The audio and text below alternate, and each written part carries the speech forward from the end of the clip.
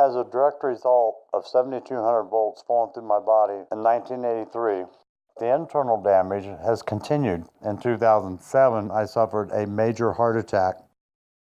All of that damage could be traced back to 2 holes that the surgeon found in the aorta valve. That was a direct result of electricity flowing through my heart. I violated the safety rules. I did not look to see that the switch was, visually open. Didn't have my tick tracer. Didn't do a zero energy check. There's no one to blame but myself. Done this 1,000 times. I've been an electrician for 20 years. I didn't need to wear my gear that day. I guess I was too good for it. Other reasons, the title of this video. Those 2 words served as a catalyst for Mark Standifer's accident in 1983 and Donnie Johnson's accident in 2004. The 2 words themselves come out of the National Fire Protection Association's document number 70E. Specifically Article 130 that says employees shall not be allowed to work on energized conductors of 50 volts or more while their alertness is impaired due to illness, fatigue, or other reasons. Those are gray words that are in a document.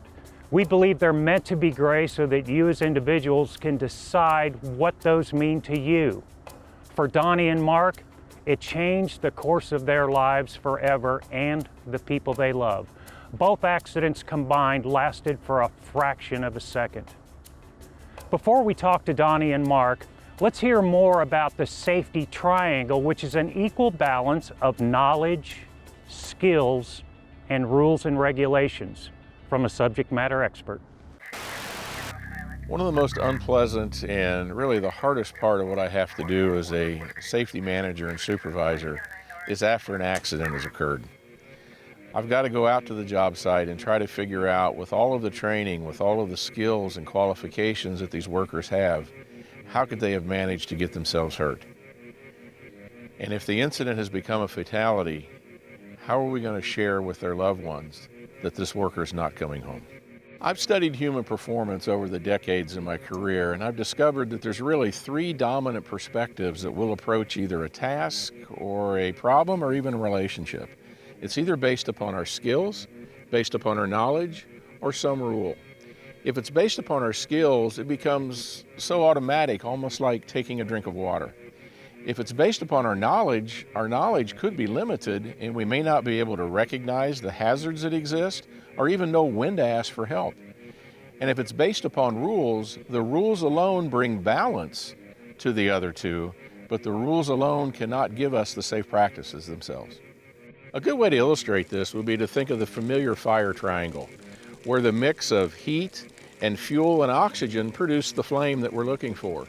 When this mix gets out of balance, we either lose the flame or only bad things are going to happen. In the same way with the illustration of the fire triangle, workers have to approach a job with a balance, a good mix of their knowledge of the task, their skills and experience of the task, and the safe work practice and rules that are available to do this task safely, including all of the policies, procedures, and all the PPE that's required to do this task safely. When any of this gets out of balance, likely an injury is going to occur. It doesn't matter where we're working. It could be on overhead lines, it could be in a large substation or some large industrial facility, even residential wiring, or any other hazardous task. We've got to stay alert if we're going to survive. We've got to remember that we work with many hazards, but hazards only become dangerous when we don't put the proper controls in place.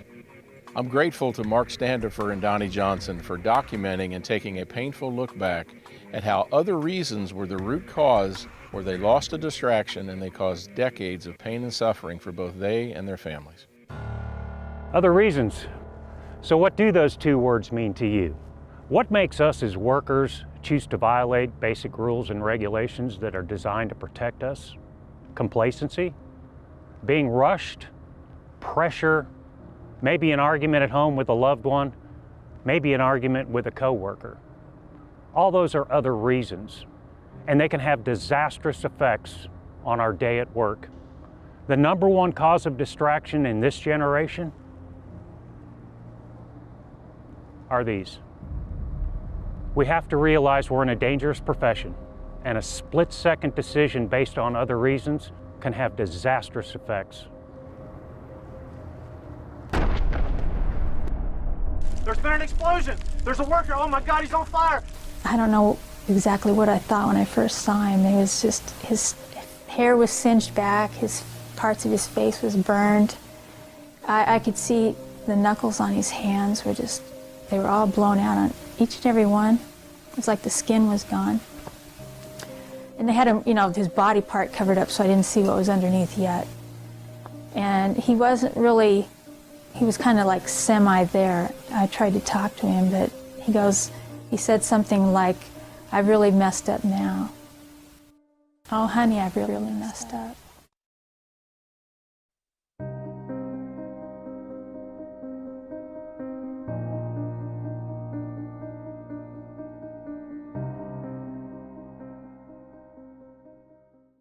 Mark, it's good to see you again. Good to see you.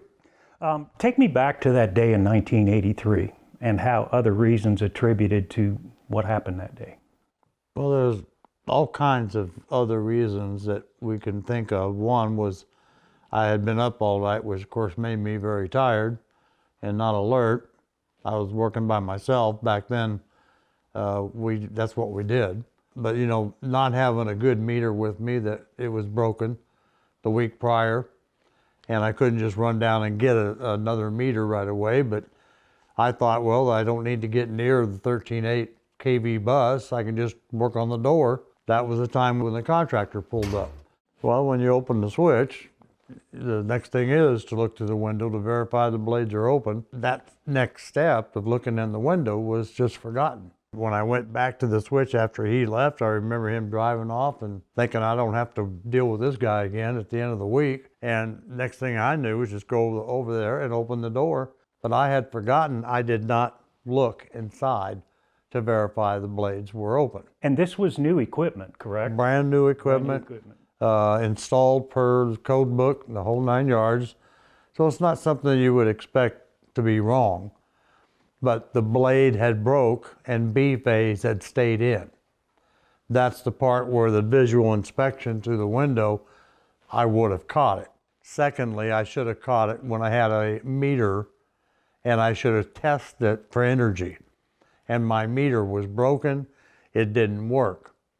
But I had already justified doing this job because I wasn't going to get inside the switch. I was going to drill 2 holes on the door, mount my relays, move to the next switch and on down the line. Which they put a 110 receptacle right inside the switch gear, but I think you told me in this case they actually mounted the receptacle backwards. So instead of being able to plug in right here, you had to reach in behind it, which you planted your leg, and then as you leaned forward to plug in, your knee kind of flexed and got close to the bottom side of B phase. I don't even remember plugging in the drill.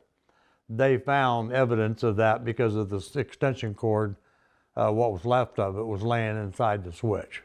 And when you get close enough to 13,800 volts, it's going to use you as a path to ground. I became that path, caused an arc blast, which blew me away from the switchgear. Caught my clothing on fire and blew out 17 different locations. 17 exit wounds. 17 exit wounds. You were wearing polyester clothes that day. It was 60% polyester and 40% cotton. I never looked at the label, and it never even dawned on me. But when the arc flash occurred, because of the 36,000 degrees that is created, it literally turned into a flash of tremendous heat that took that polyester and melted it, embedded it, diffused it into my skin. Your body's normal reaction is to dissipate that heat out, but because of the polyester, it couldn't. It could so not. It made it deeper. The burns continue, and then of course I got knocked out and laid on the ground and still burning because nobody was there to put that fire out. Nobody was there to remove that heat energy. And so even the person that came by to see me and then run to get help had no idea that I was still burning. What should have been maybe first or second degree burns were now third degree burns, and they had burned all the way down to basically the muscle tissue and the bone. What was the pain like at that point? I know I was in a disastrous state, but I felt no pain, and I just wanted to try to get help. So the paramedics pick you up and you feel no pain at the time and you're on the way to the emergency room. I saw a couple of, thought they were angels, but turned out to be paramedics working on me. And they kept calling me this name, Mark, and I had no idea who Mark was. I could tell them my wife, his name, address, the hotel we were staying in, phone number, anything they wanted to know, but I couldn't figure out who this Mark person was. Then I woke up in the hospital in Eugene, and I saw Bonnie. And I knew who she was, but I still didn't really know who Mark was, and I still was in no pain whatsoever. I remember being put on a helicopter to fly me up to Portland Emmanuel Burn Center. And it was actually the flight back to Portland, Oregon, that I finally realized who Mark was. Oh, that's me. My brain was beginning to reboot. You know, getting hit with 7,200 volts has a way of wiping out your hard drive, so to speak. So when I got to the burn center, they wheeled me in on a stretcher. And again, I thought I saw somebody else on the stretcher, and I waved to them, and of course they waved back, and I realized that it was me, and what I was looking at was a person that was burnt head to toe. And at that point, the realization that it was me that was burnt, it was me that was in this trouble, brought all the pain instantly. It was like a switch just said, okay, turn it on, bring him back to reality. Now he needs to feel the pain. And it was unbearable. It was my faith and the Lord that got me through this burn center. You know, burn centers are called the house of pain for a reason. Even when they give you medicine to remove that pain, it doesn't. So that's another misconception that guys, when we work with them, they think that they knock you out. Well, during the operation, they can put you out when they go and take skin from one place of your body and then put it where you need it. But when you wake up, burns have a natural draining to them. That turns to a hard crust, and that has to be removed, and the only way to do so is physically. When that wire brush starts hitting you, you're screaming at the top of your lungs. I was in the burn center approximately 6 months, and I don't remember a day that I wasn't in terrible pain. You know, I'm 63 years old. I'm still healing, which is part of those nerves acting up in my back and down around my chest areas where the second degree burn is still trying to connect. So those nerves are trying to connect and they can't, so they cause pain, which is called neuropathy. Again, 34 years later, I'm still going through a healing process from those burns. And the life cycle of your arc flash in real time, 1/250th of a single second is what changed your whole future. That quarter of a cycle, or 1/250th of a second, changed my life forever. One item I wanted to mention to you that people also don't think about, where I'm burnt third degree. In fact, let me show you. This is 64 years later. I cannot feel my finger. And feeling will never come back. On that area, and I cannot feel it. But what's even more tragic to me is if somebody was touching me, a loved one, your wife, your child.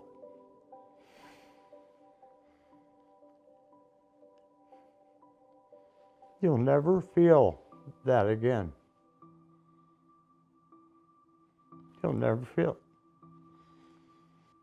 it. It makes sense for you to pay attention to what you're doing, because your life can change that quickly. And if you don't have on the proper PPE, which is the last line of defense, the first line of defense is do your job the way you're supposed to, follow the rules the way you're supposed to, have the skills and the ability to do the job correctly. But the last thing is to make sure you protect yourself with the proper PPE. And that's why we're doing this video. So the shirt you have on here is arc rated. The benefit of this against polyester, this drops off your skin if it was to be susceptible. It would turn black, but not melt in. This would not melt into your body, that's correct. Now, another thing that caused a big problem, you had a big belt buckle that overlapped your waist and, you know, was against your skin. You had a wedding ring and you had a watch. What did those do? The ring burned into my finger to a point where it could be cut off, but it might have actually burned so deep that I would have lost that finger. I was fortunate that I didn't. The watch I was wearing had a metal backing, and it was also a plastic rubberized watch. It burned into my wrist, you know, 1/8 of an inch deep, caused severe 3rd-degree burns around that area. The belt buckle was perhaps one of the worst because it burnt my stomach all the way up my side, and that particular area had to be skin grafted 3 times before it finally accepted the skin graft. So everything you have on, you know, you have no time to take any of it off. You have no time to suddenly put something on that you might need for protection. You're dealing with that 1/250th of a second. Your life will be changed forever. What kind of effects did this have on your family? Well, Bonnie was the main person that it affected. My son was only about a year old, so he didn't quite understand what was going on with Daddy. But Bonnie, you know, we've been married about a year, and then all of a sudden her husband is burnt. You know, I can't imagine sitting there looking at a loved one that is burnt that badly and you don't know if they're gonna live or die. And all of her hopes and all of her dreams, they go out the door. You can't really feel what they're feeling, but if you look in their eyes, you can certainly see it. The company I was working for paid for most of the medical care, but workman's comp certainly, you know, kicks in. But workman's comp did not pay near enough to allow Bonnie and I to keep our payments up on our house that we had just bought prior to my accident, a few months. And we wound up having to give that house back. I know my mother was affected tremendously when she got the call. Just imagine, you know, you getting a call about your son or daughter, how that would make you feel. It's still affecting people even today. You know, as we go through and we discuss things like the NFPA 70E and the clothes people need to wear, and we're going to hear a little bit about Donnie here in just a minute and what the accident he went through. Donnie Johnson. Donnie Johnson, and his yeah. wife Kelly, yes. So it never stops, and it's all avoidable. That's what's so sad about this. When I left that morning, I just figured it was any other day. I guess you don't wake up in the morning thinking that you're gonna be in an accident. Sometimes when you get in that kind of situation, you kind of just have to break it down to the hour and the minute, because if you look at the whole day, it's pretty overwhelming. My job for the day was to hook up a 3,000 amp generator to a 3,000 amp electrical service. After I tested the generator power, I went into the main building electrical to test it. And I opened up a small panel for their main switchgear, their main breaker panel for the entire building. I clipped A phase with one alligator clip. I clipped B phase, and as I went to clip C phase, the meter blew up and blew a puff of carbon into the electrical box. Well, this set off an electrical explosion between all 3 phases.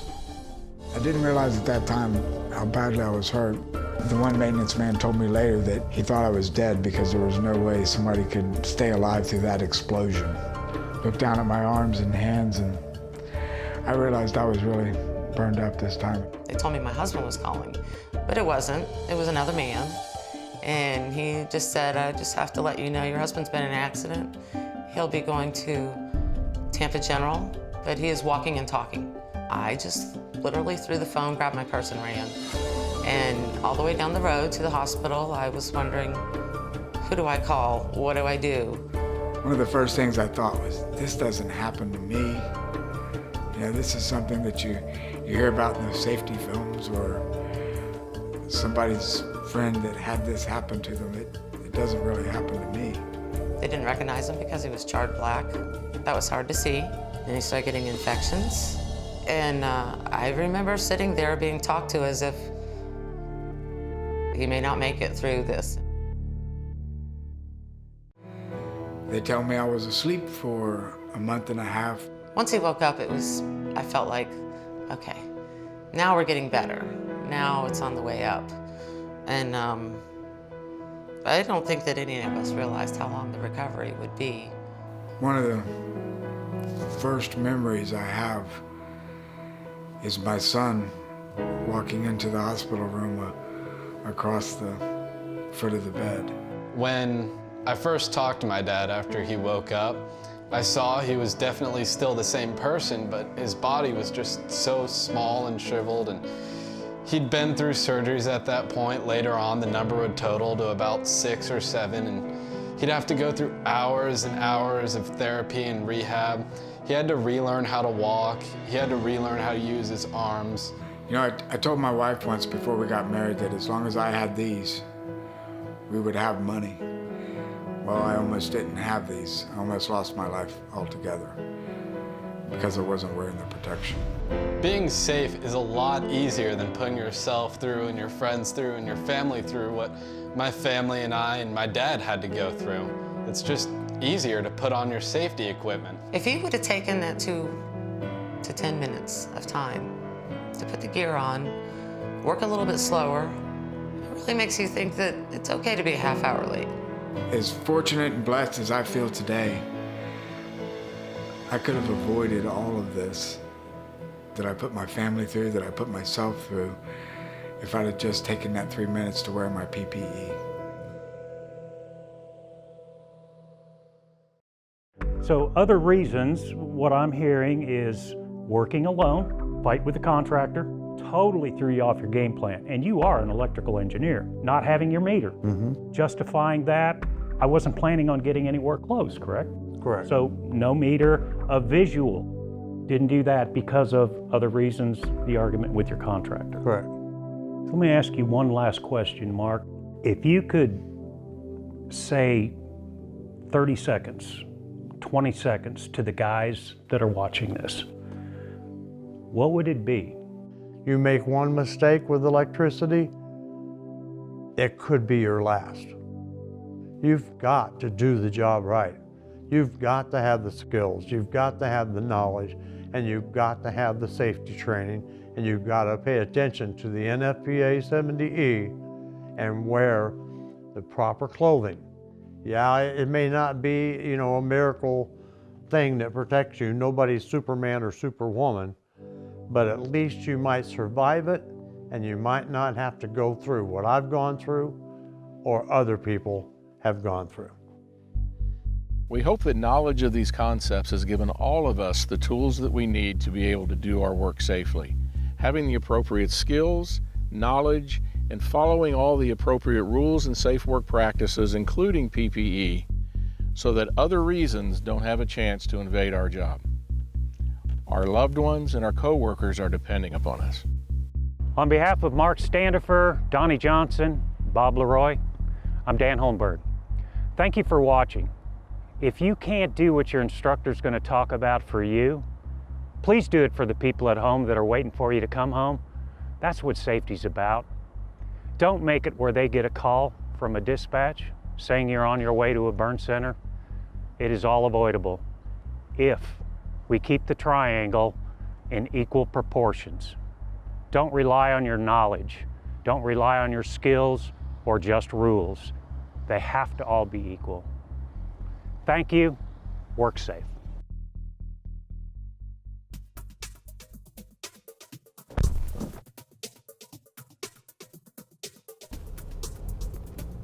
I guess I'm lucky, very lucky that I'm still alive.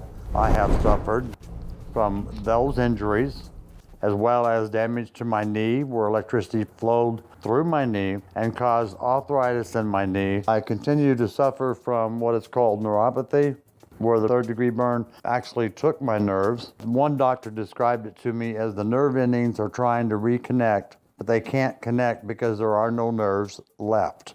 So this is 30-some years later that I'm looking at some of these problems that are directly related to that accident.